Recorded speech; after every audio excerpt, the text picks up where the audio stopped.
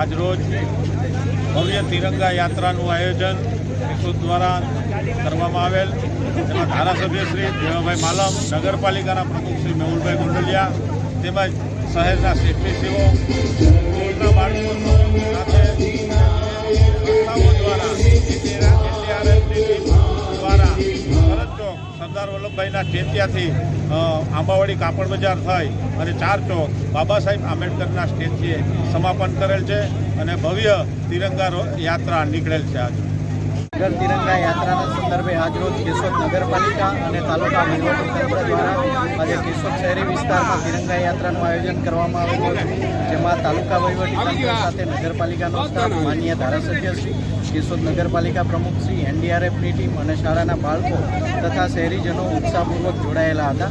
આ યાત્રા સરહદ ચોકથી શરૂ થઈને 4 ચોક ખાતે પૂર્ણ કરવામાં આવેલી હતી અને આ યાત્રામાં મોટી સંખ્યામાં પ્રજાજનોએ, નાગરિકોએ અને વિવિધ કચેરીના અધિકારીશ્રીઓએ ખૂબ જ ઉત્સાહભેર ભાગ લીધો હતો અને આજરોજ કેશોદ નગરપાલિકામાં આ યાત્રા ખૂબ જ ઉત્સાહભેર રીતે સંપન્ન થઈ છે।